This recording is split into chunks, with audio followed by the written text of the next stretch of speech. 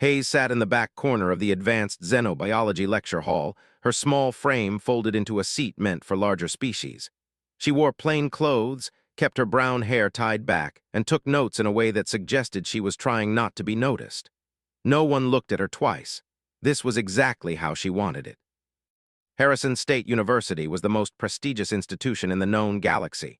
Students from hundreds of worlds competed for places here.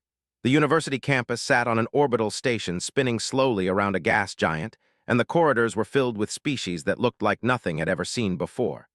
Some had scales, some had multiple limbs, some seemed to be made of living metal. Was one of only 7 humans studying here. She preferred that the other 6 did not know her name. They were impossible to ignore. They filled every space they entered with their presence. Standing 8 feet tall with deep blue scales and natural claws, they moved through campus like they owned it. Their culture valued strength above all else. They took pride in their warrior heritage and made no effort to hide their contempt for what they called the soft species. Among them, Prince was the most vocal about this contempt. Stood in the cafeteria 3 days into his first week, his massive frame leaning against a wall as he spoke to his companions. His voice was loud, designed to carry. "Look at them," he said, gesturing toward a table where some human and students sat together. "Soft creatures from backwater worlds. My youngest sister could crush any of them with one hand. How did the university even allow them enrollment?" His friends laughed. The other students at the table heard him but kept their eyes down. This was what it observed in her first few days. The students from stronger species did what they wanted. The students from weaker species stayed quiet and kept themselves small. His roommate was a named Zephyr, were tall and slender, with skin that shifted between shades of purple and blue depending on their mood. Zephyr worked in campus administration and had a gentle way of speaking that reminded of home. On the night they met, Zephyr tried to make feel welcome.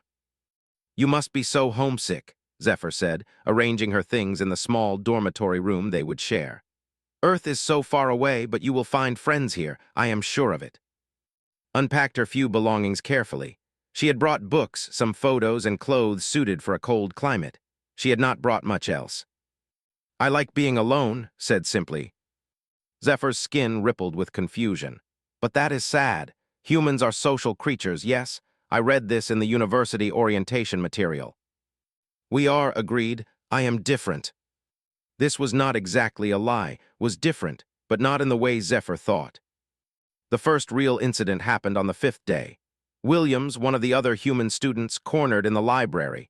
He looked frightened, his hands shaking as he held a stack of books. "They took my homework," he said without introduction. "Prince and 2 of his friends. They said I cheated to get into the university. They said no human is smart enough to pass their tests honestly. They said they were going to prove I paid someone to do my work." Looked at with her flat, steady gaze. She did not express sympathy or anger, she simply listened. "What do you want me to do about it?" she asked. "I thought maybe you would have advice. You seem like you know things. You seem like you know how to survive here." Considered this. She thought about what advice might be useful to someone who had come to university full of hope and had encountered the reality of a galaxy where some species held more power than others. "Report it to campus security," said. "Document everything, keep copies of all your assignments, and don't be alone with them." "That will not help," said quietly. "Campus security does not care about problems between students of different species. They say it is a cultural difference and that we need to adapt." He was right, of course, had already confirmed this. She had read the university handbook carefully. The handbook was full of rules about respecting different cultural practices and tolerating different ways of expressing strength and hierarchy. "Then adapt," said. Left the library looking more discouraged than when he arrived. Zephyr had witnessed this conversation from a nearby table. Later, when they were back in their dorm, Zephyr asked about it. "Is very scared," Zephyr said. "Will you not help him?" "I helped him," said. "I gave him advice." "You gave him advice that will not work," Zephyr said, her skin flashing red with frustration. "He needed you to tell him it would be okay. He needed kindness." "Kindness is for people who have the luxury of safety," said. "Does not have that luxury. He needs to understand what kind of world he lives in." Zephyr looked at her roommate with confusion and something else, something like unease. It was as if Zephyr was seeing something in for the first time. something that did not fit with the quiet, shy girl she thought she was rooming with. A week later, found near the campus gardens at dusk. She was walking alone, which Zephyr had learned was a pattern. Always walked alone.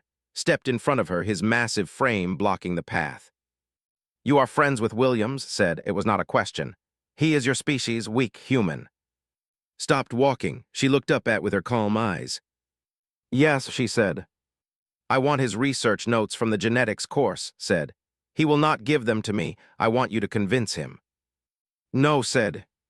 For a moment seemed to freeze. He had not expected this answer. He had expected fear or negotiation. He got a simple refusal. "What did you say?" he asked slowly. "I said no," repeated. "I will not convince him to give you anything. Earned his notes through his own work. Taking them would be theft." Stepped closer. His claws extended from his fingers. His skin darkened with anger. "You are an insect," he said. "I could crush you where you stand and no one would punish me.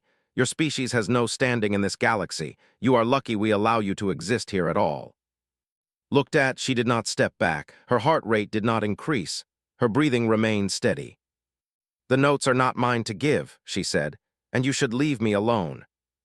Smiled. It was not a friendly smile. He reached out and took course materials from her hands. She did not resist. He leafed through her work, reading her notes on molecular biology and genetic sequences. Then he tore her papers into pieces and dropped them on the ground. "This is what I think of human work," he said. "This is what I think of humans." He walked away, his friends laughing behind him, knelt and gathered the pieces of her notes. She did not express anger. She did not cry. She simply collected the scattered paper and straightened up.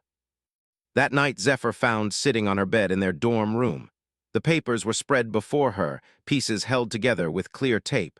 Was rewriting all her notes in fresh ink. "Why do you not hate him?" Zephyr asked. Did not look up from her work. "Hate is not useful," she said. "I have other emotions I prefer to waste energy on." Zephyr's skin flickered between colors. She was beginning to understand that the quiet human girl, 2 weeks after the incident with torn notes, the pattern of harassment against human students accelerated, was stopped in a corridor by 3 students who demanded his research before an exam. Another human named had her meal tray knocked over in the cafeteria. A third human named was shoved into a wall hard enough to crack one of his ribs. Campus security responded to nothing. When filed an official complaint, the security office informed him that the incident was classified as a minor interpersonal disagreement and that he should work harder to understand cultural expressions of dominance. The tension on campus grew thick enough to touch. The human students began avoiding the common areas. They would only go to their classes, their dormitories, and the library. They moved in patterns designed to minimize encounters with the other soft species, as they called them, watched carefully and began doing the same. It was as if the campus was dividing into 2 separate worlds that occupied the same physical space. Continued to move alone. She still attended all her classes. She still ate in the cafeteria. She did not change her behavior, which meant she continued to be visible and therefore continued to be targeted. She turned in assignments on time. She participated in study groups. She was entirely unremarkable in every way except that she did not hide from the. She simply existed in the same spaces they occupied, untouched and unmoved. Approached her again, this time with more desperation in his voice. "We are planning to petition the Intergalactic Student Council," he said, finding her in the biology library where she was reviewing notes for an exam. "The council oversees all students regardless of species. They have actual power to enforce rules, but we need to document everything. We need proof. Will you help us gather the evidence?" Looked up from her work. "What kind of evidence do you have?" she asked.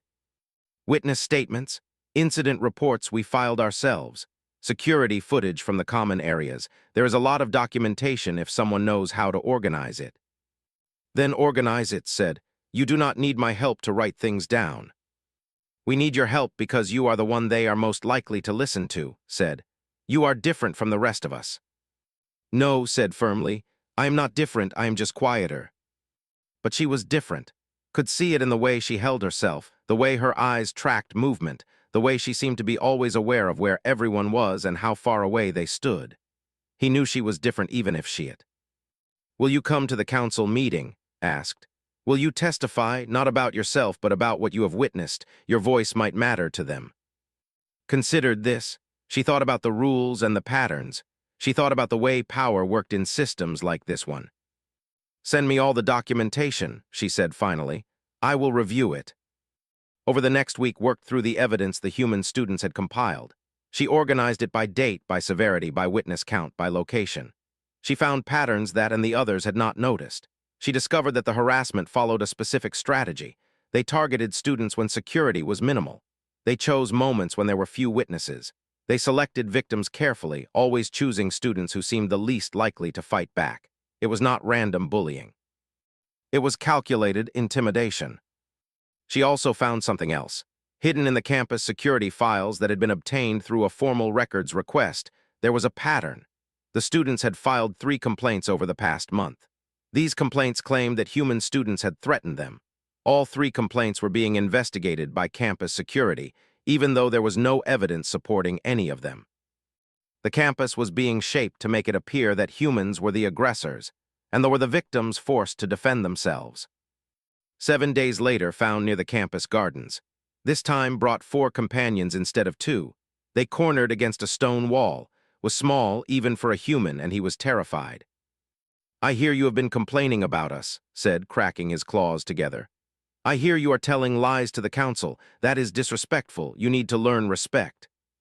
Raised his clawed hand, closed his eyes expecting pain. But the pain did not come.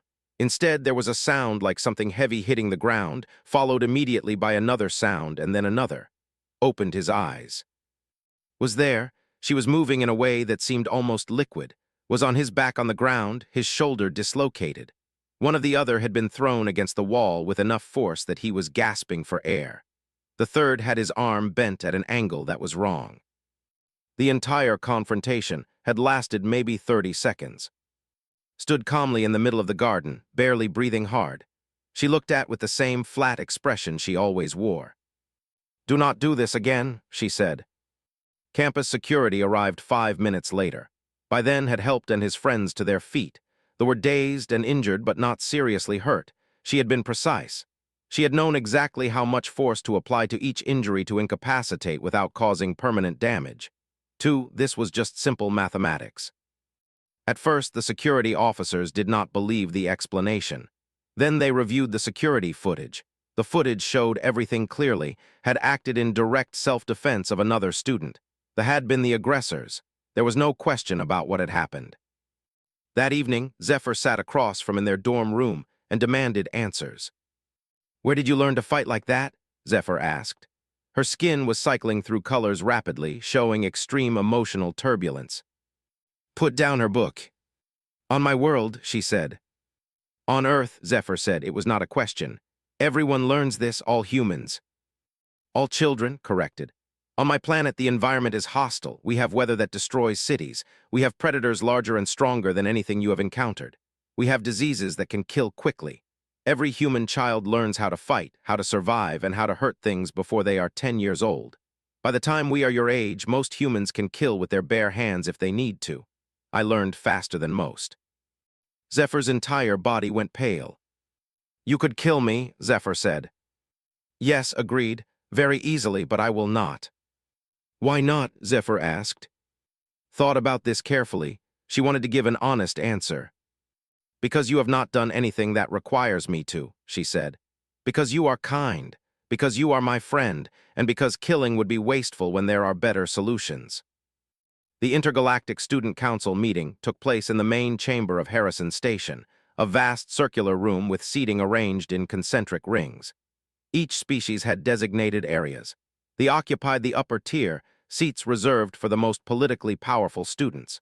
The human delegation sat in the lower sections, was required to attend as a respondent to the charges that had filed against her. The charges were predictable, claimed that had attacked him and his companions without provocation.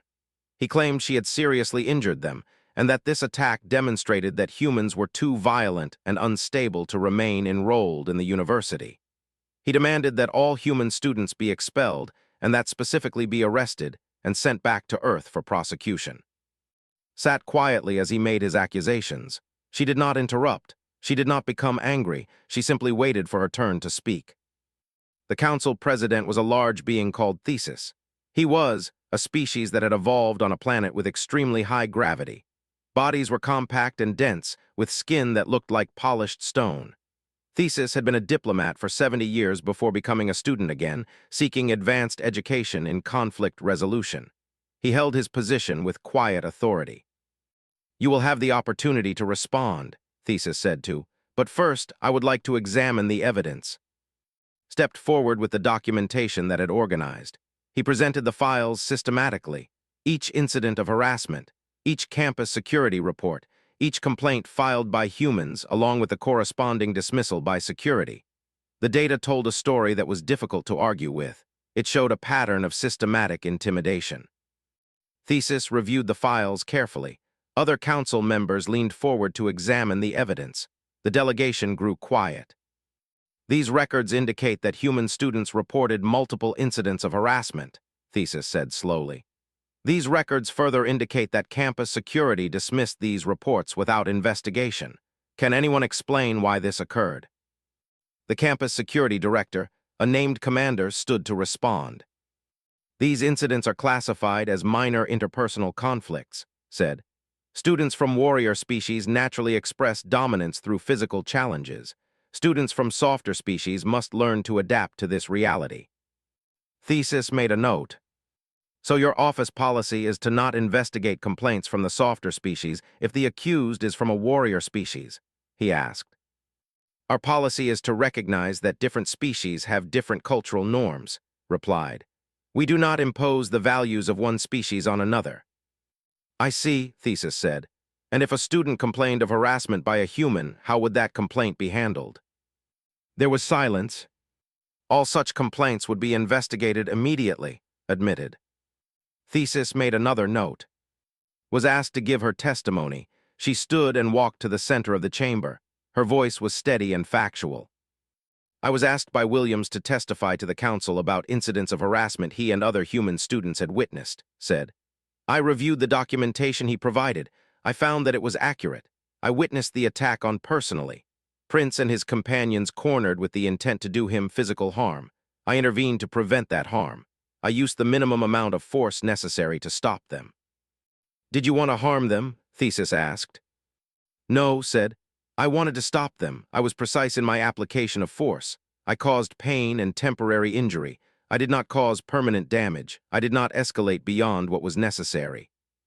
"How did you learn to fight with such precision?" This question came from a different council member, a spider-like being with multiple eyes. "I grew up on Earth," said. "All humans are trained in combat and survival techniques as children. The environment on Earth requires this training. By adulthood, most humans are capable fighters. I learned faster and more thoroughly than most." The chamber seemed to exhale. The other council members exchanged glances.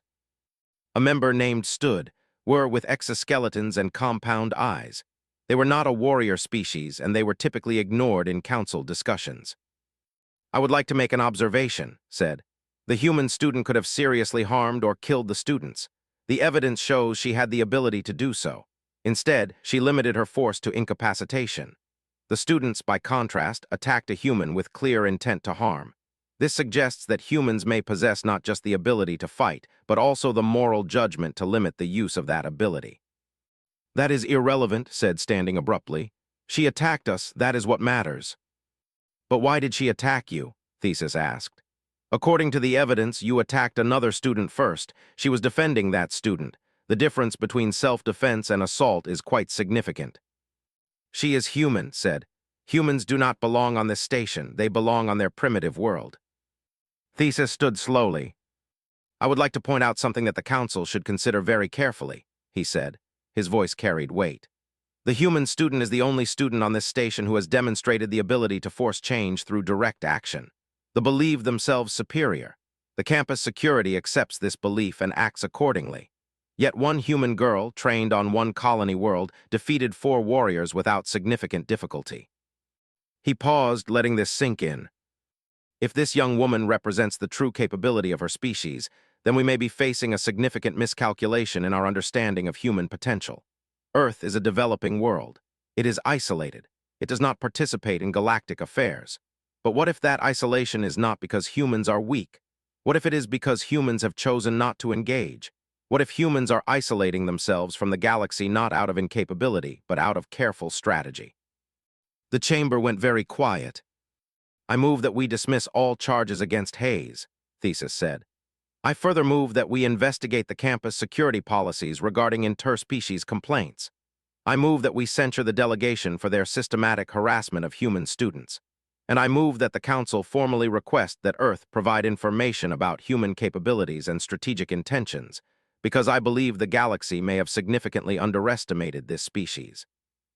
The vote was not unanimous, but it was decisive, was cleared, and his companions were suspended. Campus security was ordered to revise its policies. As people filed out of the chamber, Thesis approached privately. His stone-like face was difficult to read. I meant what I said in there, he told her. My government will want to know about this. Your government may find it increasingly difficult to maintain its isolation. Is that something you understand? Yes, said, I understand. And you are not concerned? Thesis asked. Concern is not useful, said. My world will do what my world needs to do. I will do what I need to do. The consequences will unfold as they must. Thesis nodded slowly. He saw something in this young human that was different from the fearful, bullied students he had expected. He saw someone who understood that the universe was large, and that most of what happened in it was beyond any individual's control. What mattered was making correct choices within the small sphere where choice was actually possible. Good luck, Hayes, Thesis said. I think your species is going to need it.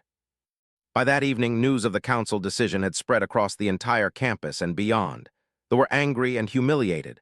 But more than that, something had shifted in the way other species looked at humans. They were no longer seen as soft creatures. They were seen as something potentially dangerous that was after the council hearing, the campus changed. Students who had been invisible became visible. And the dozen other species that had been treated as lesser beings by them began to move differently. They walked through the corridors with their shoulders back. They spoke in normal voices instead of whispers, and they began to approach. The first to make contact was a named who studied combat medicine. He asked if she would be willing to work with him to develop a training program for students from non-warrior species. He explained that he came from a world that was actually quite dangerous, but he had learned to hide this fact because it was easier to be underestimated than to deal with the consequences of being feared. My world faces environmental catastrophes, told. We have developed advanced survival techniques. We have people trained in emergency response and crisis management. But we do not speak of this. We keep it quiet. Why, asked. Because if the galaxy knows we are competent, we become resources to be exploited. If the galaxy believes we are helpless, we are left alone. It is a calculation we made many generations ago. Understood this logic immediately. She had never expressed it in words before, but this was exactly how Earth had approached its position in the galaxy. She agreed to work with. What started as discussions between two students became a training program. They held sessions in an unused gymnasium on campus, framing them as wellness and fitness classes. But the classes quickly became something more. Students from every non-warrior species showed up. They learned to move efficiently. They learned vulnerable points on various species' bodies. They learned strategy and group tactics. They learned that they were not as helpless as they had believed. Zephyr helped coordinate the sessions. She had become closest friend and advocate, and she was surprised to discover that she herself had capabilities she had never developed before. It turned out were extremely flexible. With proper training, they could accomplish movements that other species could not. A name discovered that her natural carapace, which she had always thought of as vulnerable, was actually quite strong if struck at the correct angles. A named Thorn realized he could use his unusual physiology to become incredibly fast in short bursts. By the end of the first month, the training program had over 200 students. By the end of the second month, it had over 500. The campus administration did not object because the classes were technically optional fitness activities. But everyone understood what was really happening. The soft species were becoming hard. The prey species were becoming hunters. This is when a named approached, was different from and the other in the warrior delegation. He had come to the university specifically to study the philosophy of combat ethics. He attended one of training sessions in secret and observed the entire class without participating. Afterward, he met alone in a campus courtyard. I have been thinking about what happened with, said. His voice was quieter than most voices, lacking the aggressive undertone. I have been thinking about what Thesis said about moral judgment and the restraint to limit force. And asked, and I think my species has made a grave mistake, said. We have treated strength as the highest value. We have believed that dominance and hierarchy are natural and good. But what if we are wrong? What if the highest form of strength is actually the ability to choose not to use that strength? Did not answer immediately. She was evaluating, determining if he was genuine or if this was some kind of manipulation. What do you want? She asked finally. I want to work with you, said. Not to fight against my own people, but to offer them something different. I want to help redesign how we teach combat, not as dominance, but as responsibility. Not as a way to prove superiority, but as a way to protect others. Considered this, it was an interesting proposal. It was also potentially dangerous. If students learned to think differently about their own power, it could destabilize their entire culture. Seemed to understand the magnitude of what he was suggesting. This will not be popular with your government, said. No, agreed. But the council decision has already changed things. Other species now understand that they are not helpless. The way of life cannot continue unchanged.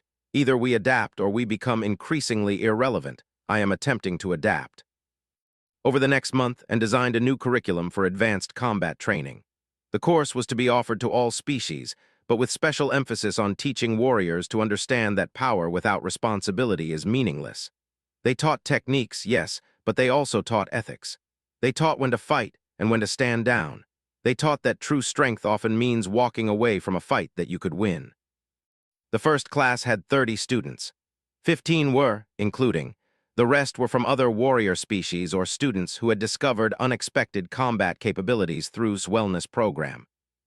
For the first time in the history of Harrison State University, a class was being taught that brought together students from all species with the shared message that power was not about domination. It was about choice. And his supporters tried to get the course canceled.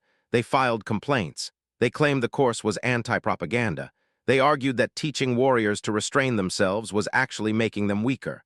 But they were no longer in a position of power. They had been suspended. They had been humiliated.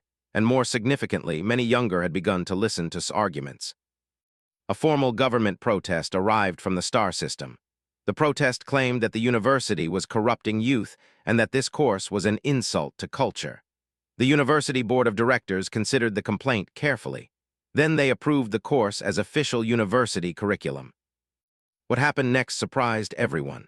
Other universities across the galaxy requested that similar courses be developed at their institutions. The course on combat ethics and power responsibility began to spread. Gradually, the idea that true strength might include the ability to limit force began to take root in galactic culture. Zephyr sat with one evening in their dorm room, looking at the registration numbers for the upcoming semester. You started a revolution, Zephyr said. You did not try to, you did not plan to, but that is what happened. One quiet girl who could not let bullying continue, and now the entire galaxy is reconsidering what strength means. I just stopped them from hurting, said. Yes, Zephyr agreed, and everything else followed from that. Thought about this? She thought about the choices that led to other choices. She thought the final semester of first year at Harrison State University brought a visitor that no one expected. A woman arrived on campus who looked entirely human, but who carried herself with the kind of authority that transcended species. She wore simple clothes, had dark hair, and moved through the hallways like someone who belonged everywhere and nowhere simultaneously. Her name was Director Sarah, though that was almost certainly not her real name. She worked for Earth's Strategic Intelligence Service, the organization that most humans never knew existed. She requested a private meeting with, and they sat together in a secure office on the lower levels of the station. I have been instructed to inform you that Earth's government has been monitoring the situation at Harrison State University, Director said without preamble. Specifically, we have been monitoring you.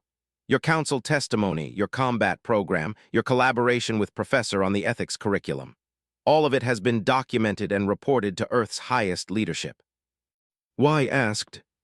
Because you may have changed the trajectory of human involvement in galactic affairs, replied. Earth has maintained isolation for 300 years. That isolation was deliberate policy. We needed time to develop our civilization without the complications that come from interacting with more established powers. We needed to ensure that when we finally did engage with the galaxy, we would do so from a position of genuine understanding rather than desperation. Director pulled up a data display. Your actions have revealed certain truths that the galaxy is only beginning to understand, she continued. First, humans are not weak. Second, humans possess sophisticated moral frameworks that include the concept of restraint. Third, humans are willing to sacrifice personal interest for collective good. And fourth, humans are extremely adaptable. These characteristics make us either an exceptional threat or an exceptional asset, depending on our intentions. And what are Earth's intentions? Asked. That is what I am here to discuss, said. Earth's government has made a decision. We are going to begin selective engagement with the broader galactic community. We will not announce ourselves dramatically or make grand declarations. Instead, we will do exactly what you have done here on this station. We will let our actions speak for themselves. We will form partnerships. We will share knowledge. And over time, the galaxy will come to understand that humans are trustworthy. I have done nothing special, said. I simply responded to a situation that required response. Precisely, Director said. That is exactly what makes you valuable. You do not seek power. You do not seek recognition. You do not seek to change the galaxy. You seek only to solve the immediate problem in front of you. And when you solve that problem, you leave space for others to benefit from what you have done. That is a rare quality. What does Earth want from me? Asked. I am here to offer you a choice, said. You can continue your university studies as you have been. You can graduate and pursue whatever career interests you. You can live your life as you wish. No one from Earth will interfere. Or you can enter formal service to Earth's Strategic Intelligence Service. You would work to identify opportunities where human values might be introduced to galactic situations. You would help us understand the galaxy better. You would be a bridge between Earth and the wider cosmos. Considered this carefully. What if I want both? She asked. What if I want to continue my studies and also serve Earth informally? Then that would be acceptable, Director said. We do not need your entire life. We only need your willingness to be thoughtful about the choices you make and the influence those choices might have. I agree, said simply. Director smiled slightly. I thought you might, she said. There is one more thing.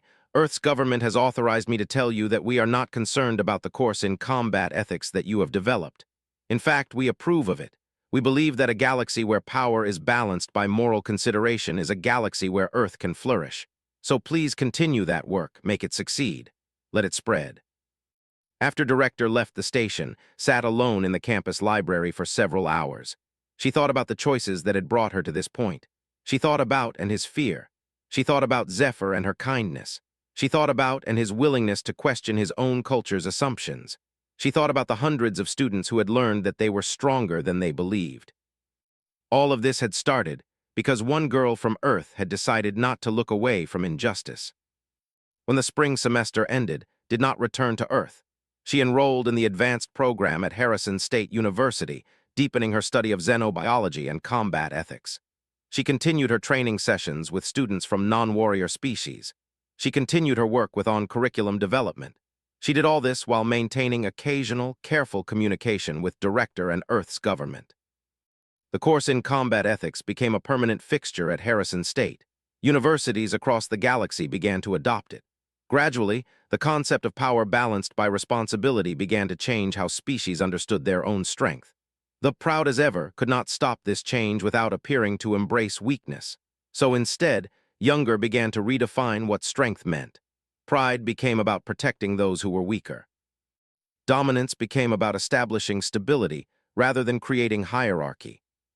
3 years later, sat in the back of a classroom for the last time as a student. She was completing her advanced degree in xenobiology with a secondary focus on interspecies ethics. The professor lecturing that day was discussing the surprising result of recent research. Humans, it appeared, had been carefully breeding themselves for traits like empathy, cooperation, and moral judgment for at least 5,000 years. They had done this deliberately, choosing mates based on these qualities even when it meant selecting individuals who were physically weaker. The result was a species that was less physically strong than many galactic species, but possessed something rare, a deeply ingrained sense of responsibility toward others. Listened to this lecture and understood what it meant. Humans had chosen this path millions of years ago. They had decided that what mattered most was not the ability to dominate others, but the character to care for them. That choice had made humans different. That choice had made humans dangerous in ways that pure strength could never achieve. When received her diploma, she was offered positions by 17 different universities across galactic space. She declined them all. She accepted a single position instead, working for Harrison State University as the director of the Institute for Advanced Ethics and Combat Training. It was not a prestigious title. It was not a powerful position, but it was exactly what needed to exist. 5 years after that first confrontation in the campus gardens, walked across the same grounds on an ordinary evening. Students of dozens of species moved around her. Some of them had taken her courses. Some had heard stories about her. Most did not know who she was. She was, once again, just the quiet girl on campus. But everything had changed. The students walked among students from other species without dominance or aggression. They walked as equals. The soft species carried themselves with quiet confidence. The entire campus understood that strength came in many forms, and that the strongest individuals were often the ones who chose not to use the full extent of their power. A young human student, a new transfer from Earth, approached near the campus gardens. "Are you Hayes?" the student asked. "The person everyone talks about?" "Yes," said.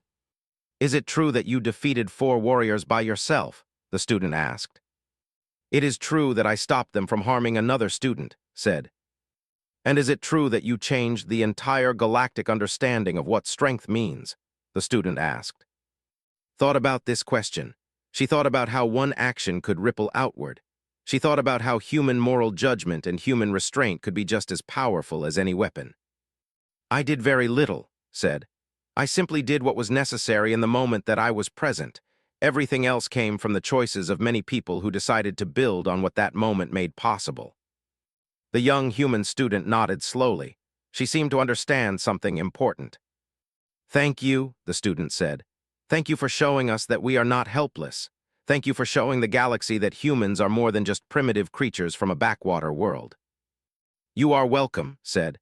"And please remember that our strength is not in our ability to hurt things. It is in our ability to choose not to hurt them even when we could.